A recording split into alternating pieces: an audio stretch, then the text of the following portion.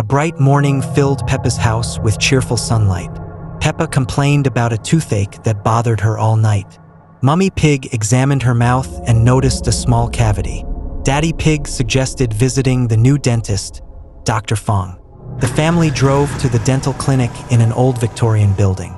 The building looked imposing with dark windows and weathered stone. A rusty sign read, Dr. Fong Dental Services.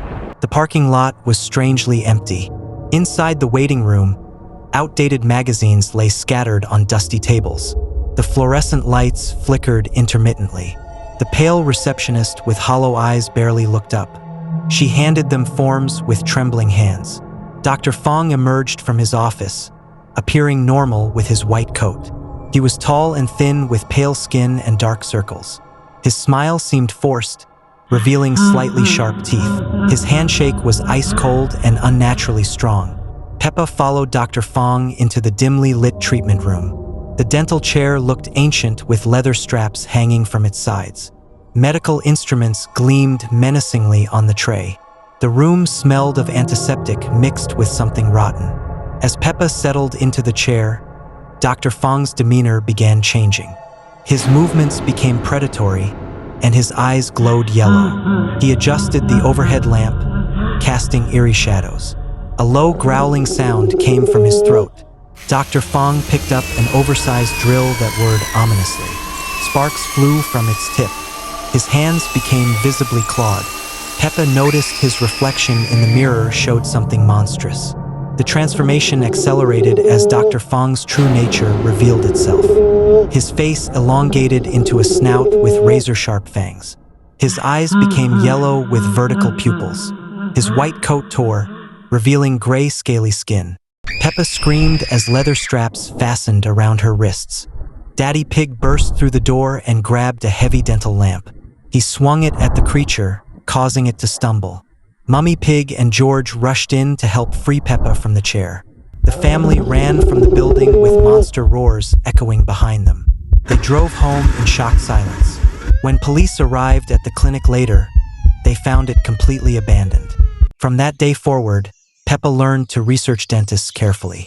The family found a kind, normal dentist who fixed her tooth safely. The experience taught them to trust their instincts when something feels wrong. A bright morning filled Peppa's house with cheerful sunlight. The family enjoyed breakfast when the doorbell rang unexpectedly. A mysterious delivery man stood at the door, holding a large ornate box wrapped in dark purple paper. His face was hidden beneath a wide-brimmed hat, and he disappeared without a word. The family gathered around the mysterious package in the living room. The box felt unusually cold to the touch, with strange symbols etched into its wooden surface. When Peppa shook it gently, something inside rattled with an eerie, hollow sound that made everyone uncomfortable. Peppa carefully unwrapped the dark purple paper, revealing an antique wooden box with intricate carvings. Inside, nestled in black velvet, lay a beautiful porcelain doll with long flowing hair and an elaborate Victorian dress. The doll's emerald green eyes seemed almost too perfect, and its painted smile was unsettling. That afternoon, Peppa played with the doll in her bedroom, naming it Victoria. She brushed its silky hair and had tea parties with her other toys. But as hours passed, Peppa noticed Victoria's eyes seemed to follow her movements around the room, and occasionally she could swear she saw the doll blink. As evening approached, Peppa insisted on bringing Victoria to dinner. During the meal, an uncomfortable silence filled the dining room. Mummy Pig noticed the temperature had dropped significantly, and their breath became visible in the suddenly cold air. Victoria sat propped in her chair, watching every family member with unsettling intensity. That night, Peppa placed Victoria on her bedside table before sleep. As darkness fell, strange things began happening throughout the house. Lights flickered on and off, doors creaked open by themselves, and cold drafts swept through rooms despite closed windows. The next morning, the family woke to find their house in complete disarray. Furniture had been moved, pictures hung crooked on walls, and frost covered the windows. Peppa played happily with Victoria as if nothing happened, but George refused to enter the same room as the doll. Grandpa Pig arrived for his weekly visit and immediately sensed something wrong. His experience taught him to recognize supernatural disturbances, and he knew the doll was the source of trouble. He examined Victoria carefully, noting strange symbols carved into the base of her porcelain head, ancient markings used to bind spirits to objects. Grandpa Pig explained that Victoria was possessed by a malevolent entity.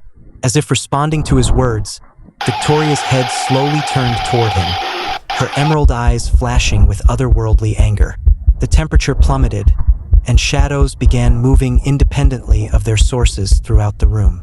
Working together, the family wrapped Victoria in a blessed cloth from Grandpa Pig's collection. As soon as the doll was covered, supernatural disturbances ceased and warmth returned. They placed the wrapped doll in a sealed box and drove to a remote location, burying it deep underground with protective symbols.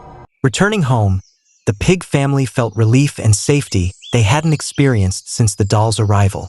Peppa was initially sad to lose her beautiful toy, but gradually understood that some gifts come with hidden dangers.